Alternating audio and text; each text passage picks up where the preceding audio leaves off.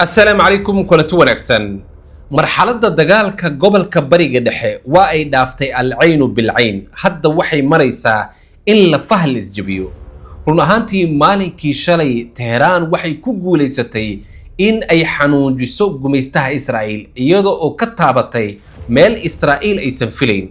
إسرائيل مالكي شلي وحل لقدو قيس الدقيو مهم وها وحصوصار كده يدقاليه دا يسيداسو كلا مهم وها baqaarada hubka ay ku kaydsadaan ciidamada gumeystaha Israa'iil. Iiraan maalinkii shalay waxay duqeysay warshad ku taala dhanka koonfureed oo kiimikada soo saarta. Sidaas oo kale waxa la soo warinayaa in baqaaro ay isticmaalayeen ciidamada militariga gumeystaha Israa'iil oo saanad iyo hub ay u taalay in ay bartilmaameysatay Tehran.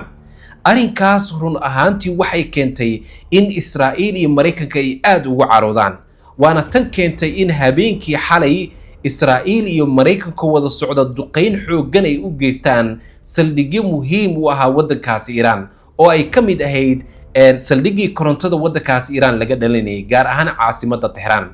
Habeenkii xalay Tehran waxa ka dhacday koronto la'aan. Shacabka waddankaas Iiraan ayaa banaanka isugu soo baxay iyagoo moobiladooda leerka u daaraya. Arrinkan run ahaantii caqabad kale ay waxay ku noqotay Washington iyo Israa'iil. Washington iyo Israa'iil habeenkii xalay qaracan weyn kale ayaa ku dhacay oo waxay filayeen marka ay duqeeyaan xarumihii muhiimku ahaa waddankaas Iiraan in shacabka waddankaas Iiraan banaanbaxyo ay ku taageerayaan Israa'iil iyo Mareykanka ay sameyn doonaan. Laakiin taa beddelkeeda habeenkii xalay waxa dhacday shacabkii inay banaanka u soo baxeen iyagoo telefoonadooda daaraya welibana takbiir akhrinaya aadna u taageeraya nidaamka waddankaas Iiraan.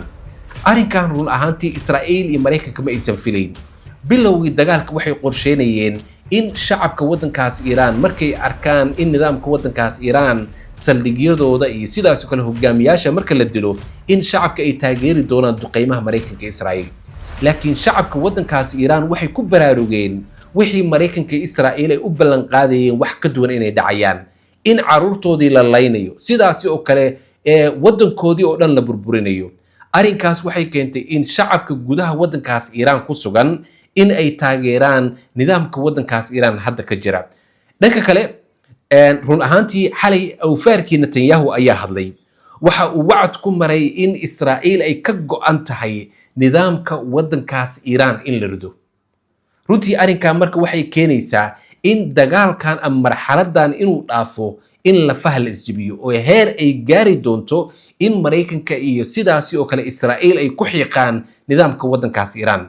dhanka kale telefishinka rasmiga Iiraan waxa uu sheegay arurnimadii hore oo maanta oo Isniin ah in caasimadda Tehran iyo magaalooyin kale ay la kulmeen weeraro xagga cirka ah oo taxana ah kuwaas oo ay fuliyeen Mareykanka iyo Israa'iil. weeraradan ayaa lagu beegsaday goobo muhiim u ahaa xarumaha dhaqaalaha taas oo sababtay khasaaro kala duwan oo ka dhacay guud ahaanba waddankaas Iiraan. sidaas oo kale ila rasmi ah oo ku sugan gudaha waddankaas Iiraan ayaa waxay sheegeen in habeenkii xalay duqeymihii Israa'iil iyo Mareykanka ay ka geysanayeen waddankaas Iiraan in lagu bartilmaameysaday garoonka caalamiga ee lagu magacaabo Mehrabad. wariyaha Al Jazeera ee waddankaas Iiraan ku sugan sidaas oo kale isagu waxa uu xaqiijiyay in markii ugu horeysay ay tahay in garoonkaas si toos ah Israa'iil iyo Mareykanka ay u bartilmaameysadaan. markii hore Israa'iil iyo Mareykanka garoonkaas agagaarkiisa ay duqeynayeen laakiin habeenkii xalay waxa ay go'aansadeen in la fah ay jibiyaan Tehran. iyadana Tehran waxay go'aan ku qaadatay tilaabadii loo qaaday mid la mid ah inay qaado. al-ayn bil-ayn ay awal ahayd al-yad bil-yad ay ahayd laakiin hadda waa ay dhaaftay sheekadaasi in la fah la isjibiyo. tilaabadii loo qaado Tehran mid la mid ah ay gobolka guud ahaan u qaadaysay taa oo xitaa sababtay in habeenkii xalay Tehran ay duqeyso markab ka mid ah maraakiibtii ugu waaweynaa ee shidaalka Imaaraadka u lahaa. markabkan ayaa run ahaantii waxa uu ku sugnaa agagaarka marinka Hormuz. waxaa la soo warinayaa markabkii ayaa hal mar waxa la arkay iyadoo tahliisha Tehran ay halkaasi ay ku habsatay. marka run ahaantii xaaladda gobolka aad ay u kacsan tahay. Tehran iyo Israa'iil hadda marxalad aad u culus ay hadda galayaan. waalid waxaan ku hayaa bushaaro qaaliya haddii aad awlaad leedahay isla markaana Allah kugu arsaaqay oo doonaysa inta yaryar yihiin inaad Allah ku xidho oo barto barashada diinteena Islaamka waxaan ku hayaa dugsi ay wax ka dhigaan macallimiin ka haqabtiraya inay awlaadaada diinta islaamka ku barbaariyaan haddii ay qurbaha ku nool yihiinna muddo aad u kooban ku xifdisiiya xifdinta qur-aanka kariimka wixii faahfaahina waxaad ka weydiinaysaa taleefannada shaashada kaaga muuqda ballanteenu waa dugsiga nuurul huda qur-aan online. dhanka kale waxaa soo baxaysa in Maraykanka uu isku diyaarinayo howlgal weerar xagga dhulka ah ee waddankaas Iiraan arrinkaas oo xitaa la leeyahay Israa'iil ayaa qayb ka noqon doonta laakiin dadka aadka ula socda arrimaha Israa'iil iyo gobolka bariga dhexe oo ka mid yahay Dr. Muhammad Mustafa oo ah khabiir ku takhasusay arrimaha Israa'iil oo inta badan aad ugu falanqeeya kanaalka Al Jazeera aragtida uu qabo waxay tahay inaysan marnaba suurtagal ahayn ciidamada Israa'iil kuwa lugta in dagaalkan qayb ay ka noqdaan laakiin waxa uu sheegay 30kii sano ugu dambeeyay in Moosaadka Israa'iil ay hayaan xogta Iiraan oo dhan inkastoo xitaa sidaas oo kale uu sheegay falanqeeyahan in Moosaadka Israa'iil ilaa ay hadda gudaha Iiraan ay ku sugan yihiin waana kuwa u sahli kara in Maraykanka ay ogaadaan xogta gudaha Iiraan inkastoo run ahaantii ay aad u adag tahay juqraafi ahaan in dagaal infantry ah oo si toos ah Iiraan lala galo maadaama Iiraan ay tahay meel buuraley ah sidaas oo kale qayb saxara ay jirto halka kaliya ay suurtagal tahay in weerar loogu soo qaado Iiraan ay tahay dhanka marinka Hormuz oo ay suurtagal tahay in Imaaraadka ay kaalmayso sidaas oo kale weerar loogu soo qaadi karo xagga infantry ama xagga lugta dhanka Ciraaq ay fududahay sidaas oo ay tahayna waxa la soo warinayaa ciidamada ilaalada kacaanka waddankaas Iiraan afarta jiho in ay hadda isku diyaariyeen infantry ahaan xagga lugta ah oo ay suurtagal tahay ciidamada Maraykanka in dalaayadaha ay ku soo boodaan oo dalkaas Iiraan sidaas ay ku soo dagaan marka run ahaantii xaaladda aad ay u xun tahay dhanka kale madaxweyne Donald Trump daqiiqada ka dambaysa hadallo kala duwan ayuu sheegayaa waxa uu sheegay in Iiraan ay ogolaatay maalinkii 20 markab inay maraan marinka Hormuz halka Iiraan mar walba ay sheegayso hadalka ka soo yeeraya madaxweyne Donald Trump inaysan waxba ka jirin madaxweyne Donald Trump waxa uu sheegayo inaysan waxba ka jirin arrinkan run ahaantii waa jahwareer diblomaasiyadeed oo gobolka guud ahaanba ka jira ma Iiraan ayaa run sheegaysa ma Donald Trump ayaa run sheegaya mise been sheegaya ilaa ay hadda waa la kala garan la'san yahay laakiin xaaladan gobolka hadda ka jirta waa ay sii xumaanaysaa daqiiqada ka dambayso oo hadda Iiraan waxa haddadan idila hadlayo waxay dirtay dufcado gantaale ay u dirtay dhanka gumaystaha Israa'iil dhanka kale dadka aadka u falanqeeya arrimaha dagaalka waxay qabaan in Maraykanka dagaalkan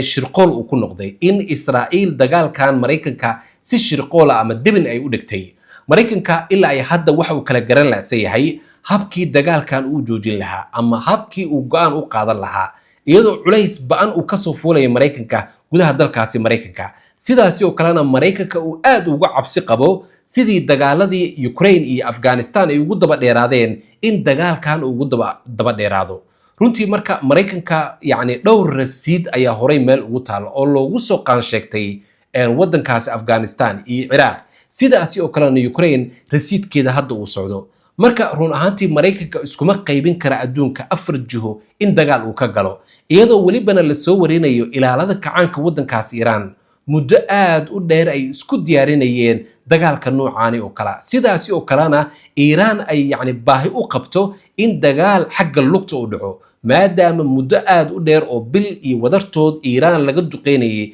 xagga hawada Iiraan waxa hadda la soo warinayaa ciidamadeeda ilaalada kacaanka waddankaas Iiraan inay isku qaybiyeen afar jiho maadaama ay suurtagal tahay in Maraykanka ciidamadiisa ay ka soo galaan dhanka Hormuz jasiiradaha ku yaala iyo dhanka Ciraaq in iyagu adeegsanaya kurdiyiinta inay dhankaas ka soo galaan inkastoo xaggaasi Iiraan la soo warinayay ciidamo badan ay geysay haddana waxaa suurtagal ah in ciidamada Maraykanka in baarashuud ay ku soo dagaan arrinkaas oo run ahaantii aad Iiraan ay ugu taxadarayso habeenkii xalayna Iiraan laga duqeeyay garoomadeedii muhiimka ah saldhigyo badan oo muhiim u ahaa caasimada guud ahaanba waddankaas Iiraan sababta Maraykanka sidaas iyo Israa'iil ay u sameynayaan waxay tahay inay kiciyaan shacabka waddankaasi Iiraan dhanka kale teorigan ay hadda Israa'iil iyo Maraykanka ay sameynayaan oo ama sida baraatikada ay u sameynayaan waxaa muddo 2 sano ah ku soo fashilantay Israa'iil dagaalkii Gaza Israa'iil waxa ay duqeynaysay goobaha shacabka ay degan yihiin iyadoo si kas iyo maaga u duqeynaysa caruurta iyo haweenka iyo dadka makaas maxasta ah. sababahay sidaas u sameynaysana wax kale ma ahayn oo waxay doonaysay iska caabinta Falastiiniyiinta in ay shacabka ku kacaan oo shacabka ay yiraahdaan iska caabinta Falastiiniyiinta dhibkan idinka ayaa inoo geystay. laakiin mar walba arrinkaas arrin ka duwan ayaa soo baxaysa. shacabkii la duqeynayay ay garanayaan sababta loo duqeynaya inay tahay jiritaankooda in la baabi'iyo. marka run ahaantii Israa'iil iyo Mareykanka habeenkii xalay waxay u bareereen in ay burburiyaan kaabayaashii dhaqaalaha waddankaas Iiraan, iyadoo hadda ilaa ay habeenkii xalayna caasimadda Teheraan shacabka ku nool guud ahaanba ay taageerayaan nidaamka ka jira waddankaas Iiraan. arrinkan oo laf dhuun gasho u noqotay Israa'iil iyo Mareykanka.